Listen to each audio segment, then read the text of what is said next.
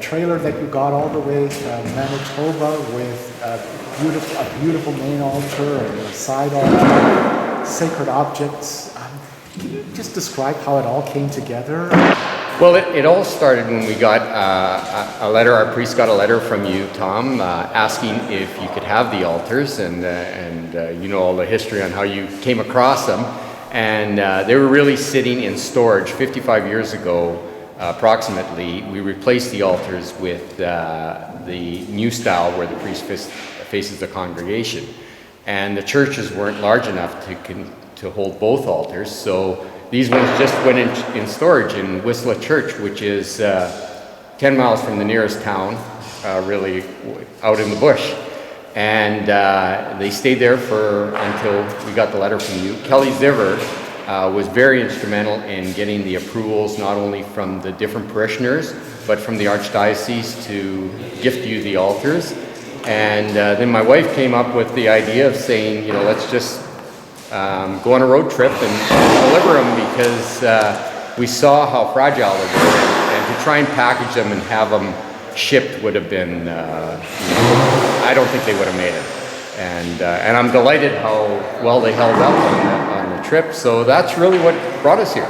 Yeah, and you brought the community together in a very big way with a fundraiser. Can you say a little bit about that? Yeah, and I really want to thank you for that. You know, I know with, every time there's a devastating event like this that happens, everyone kind of looks at, the unfortunate part of it. But it was really fortunate for our community, because I think it really brought our various churches in our parish together. They all contributed to the fundraising, donated. The Erickson ladies of the altar gave a cash gift of $500 towards it, and people were donating various objects to sell at the flea market.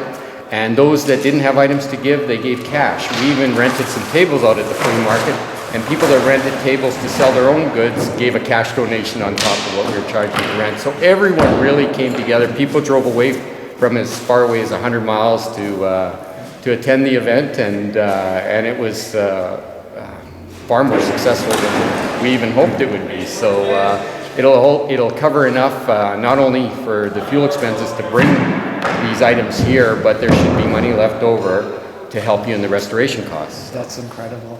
And I guess it must be special. It's certainly special for us that you were able to bring the items in person rather than just send them. And so that kind of cements the connection between our communities. I think so. And when I read in the letter about Father Putinski, the connection that he had years ago, and I'm thinking of my great-grandfather or grandparents, and how when they founded the church, to have that now, what they invested in building that church, now be part of this church, and to be able to witness it firsthand.